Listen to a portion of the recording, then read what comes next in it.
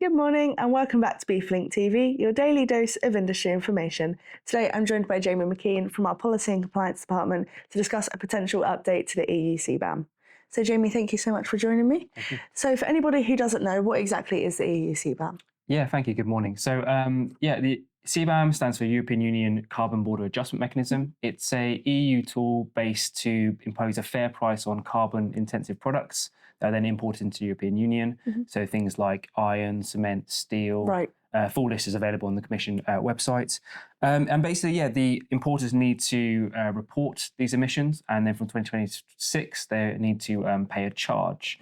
And also, the sort of purpose behind the CBAM is to prevent carbon leakage. Right, So this idea when carbon intense products are imported from outside the European Union in countries that are less stringent with their sustainability and carbon reporting.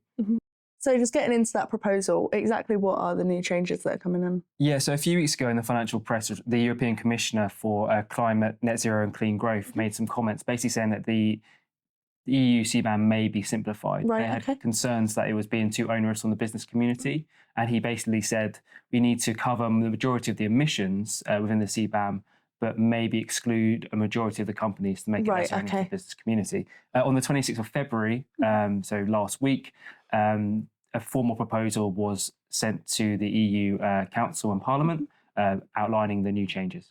And if we look at that proposal, what exactly would be the result of that if that came in?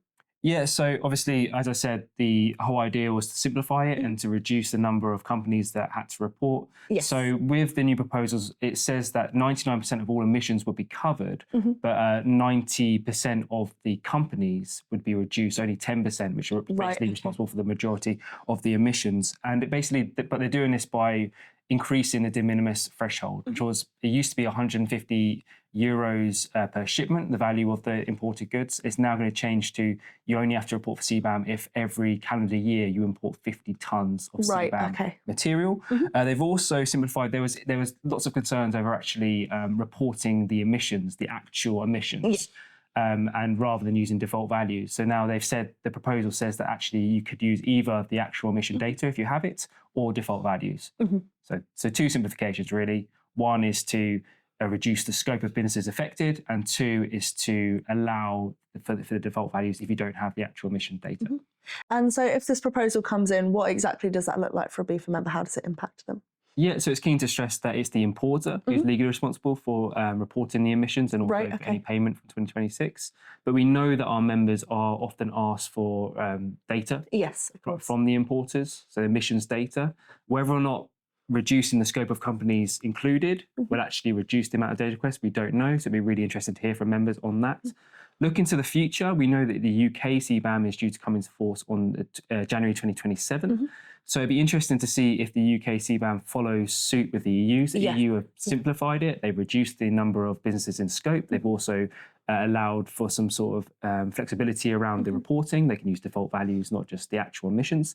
So it'd be interesting to see if the UK CBAM follows that. And whether they'll cover the majority of the emissions whilst also reducing the scope so it's not too onerous on the business community. And just finally, is there anything else that a beef member needs to know?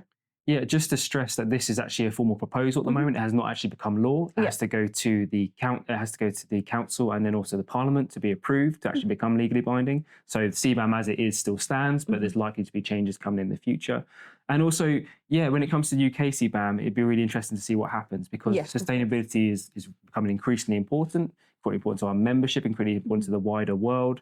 Will the UK follow suit with the EU? Will they take a pragmatic approach where they try to cover the majority of the emissions whilst not making it too onerous on business community? Perfect. Thank you so much, Jamie. And I'm sure we'll keep our members informed as more comes out about this. Yes, we'll do. That's all for today's edition of BeefLink TV, your daily dose of industry information.